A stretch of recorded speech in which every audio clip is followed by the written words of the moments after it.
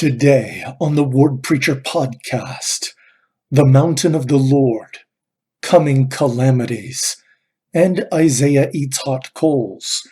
I'm Brett Jensen, and this is the Word Preacher Podcast.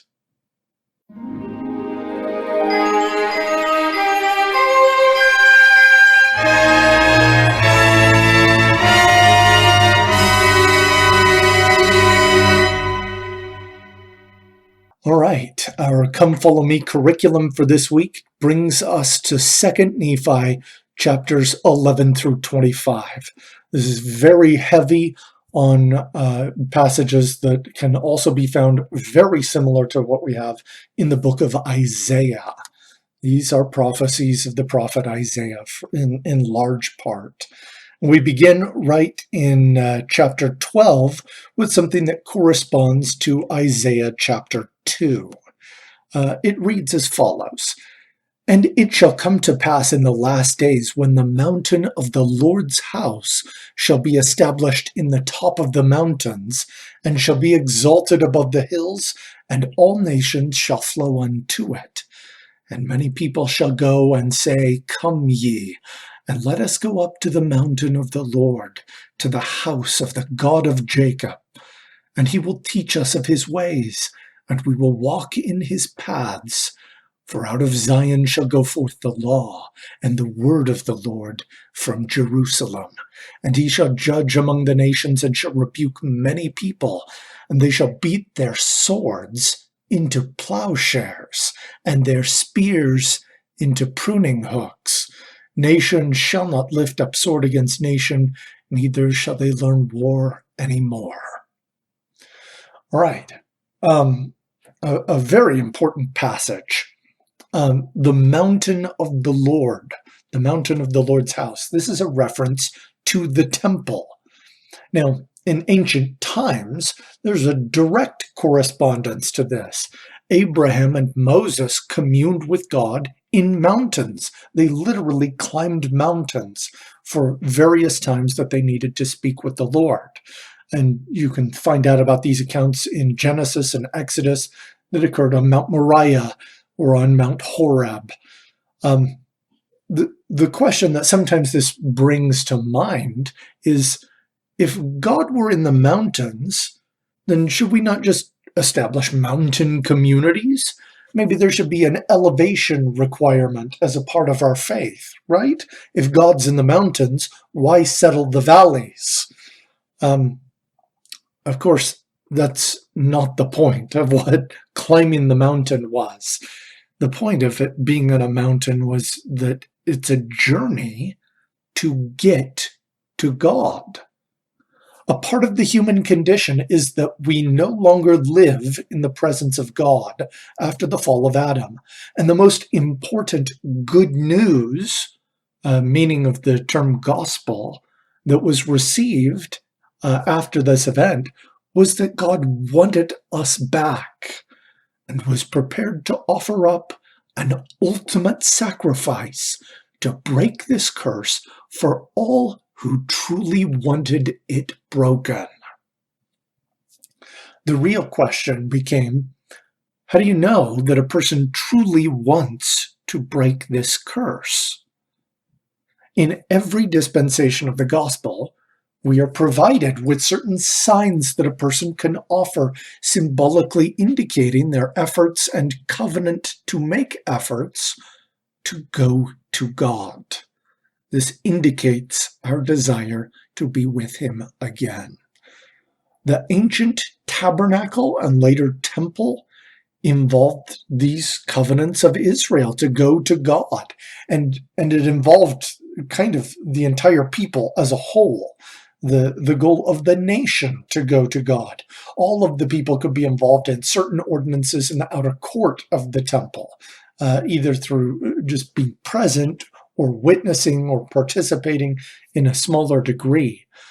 There was also inside the temple a place called the Holy Place, where there was an altar of incense.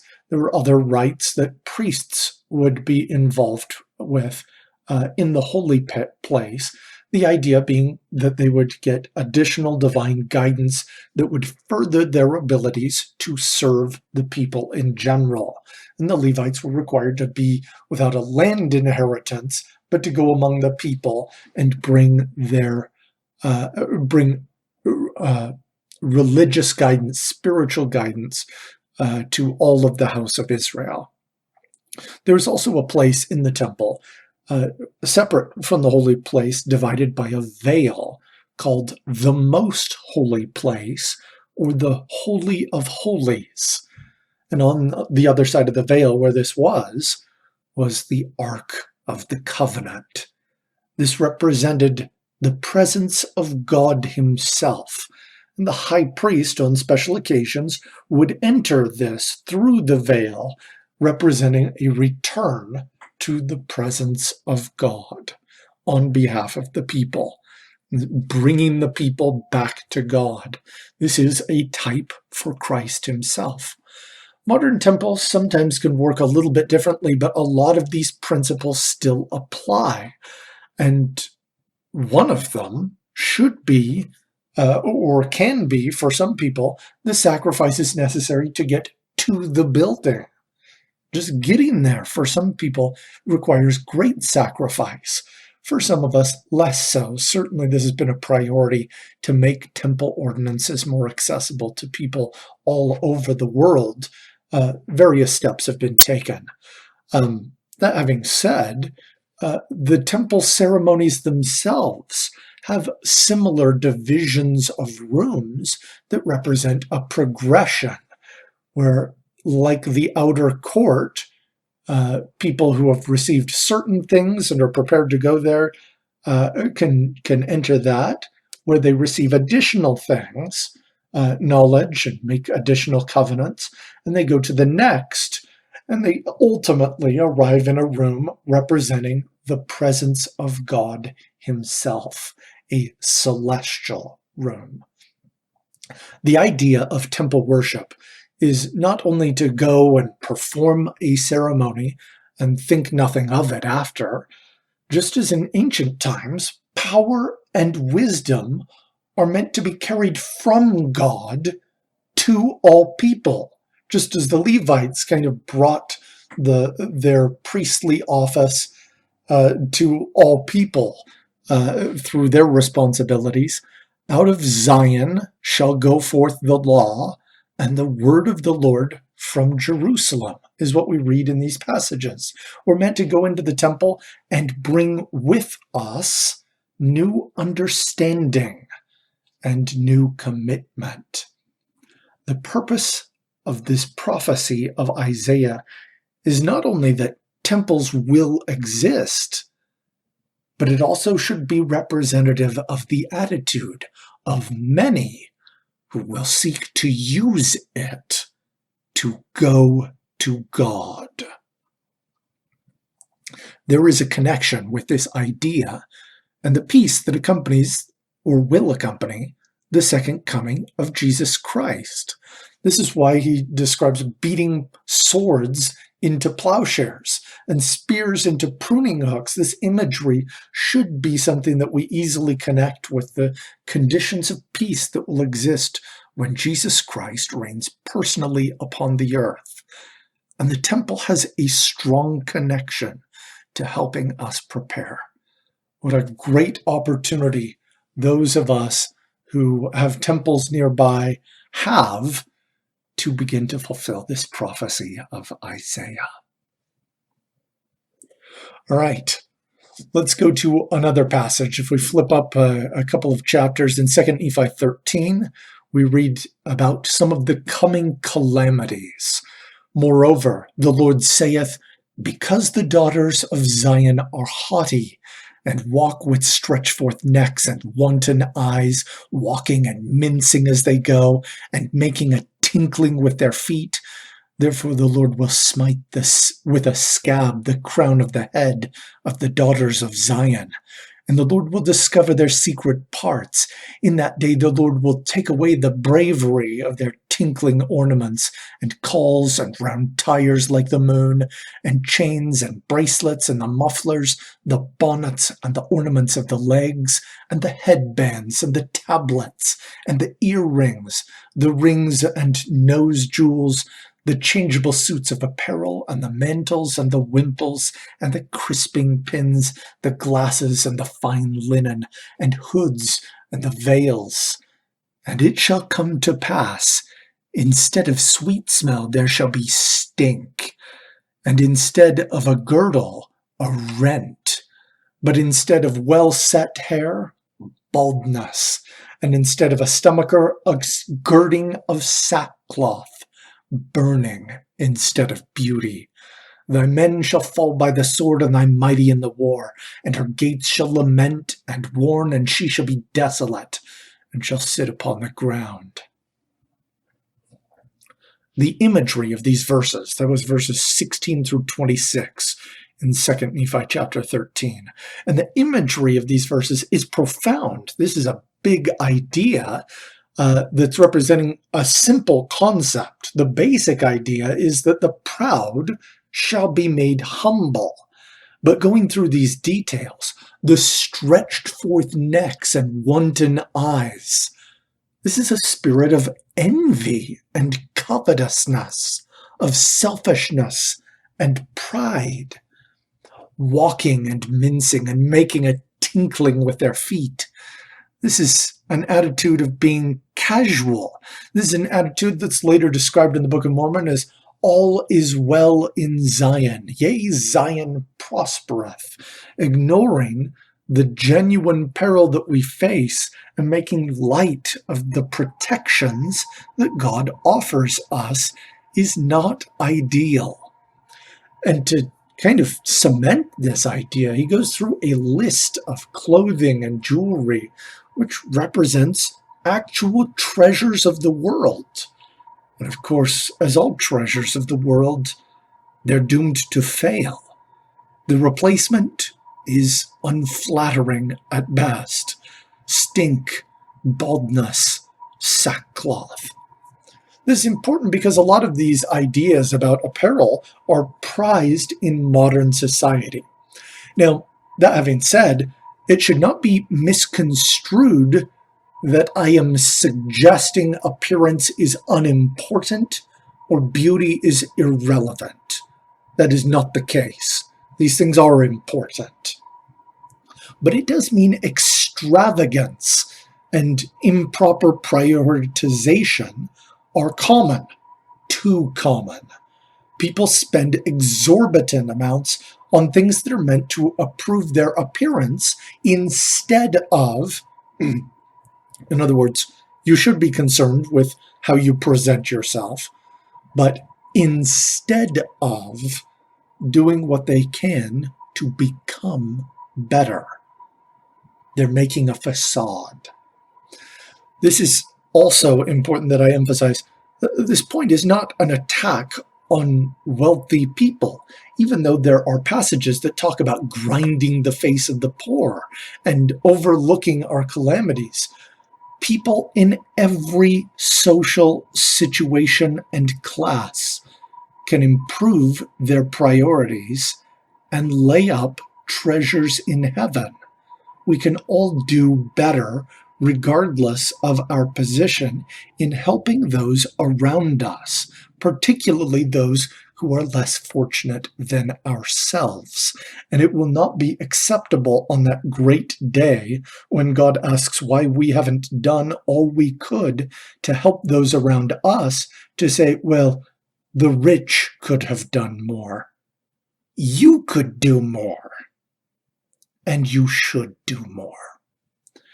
It's also important to, as we review these lists that are made in Isaiah in several places, this is more than just symbolism, although it is that too. This is a prediction. Perilous times are coming. It's vital that we follow the counsel of living prophets and apostles who encourage us to learn marketable skills and also practical skills. thinking about emergency preparation, both in terms of personal finance and in terms of disaster planning, when money might not always be able to buy all the things that are needful, like emergency food or shelter. Being thoughtful and thinking about how we can help one another is a good idea because we don't know what will happen in the future, but we know it's not all going to be sunshine, lollipops, and rainbows. Speaking of a difficult situation, let's look at an example that is a little bit later in the Book of Mormon, where Isaiah describes kind of his call to be a prophet. This is in 2 Nephi chapter 16, verses 1 through 11.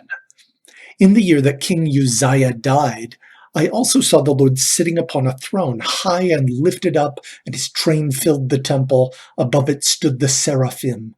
Each one had 6 wings. With twain he covered his face, and with twain he covered his feet, and with twain he did fly.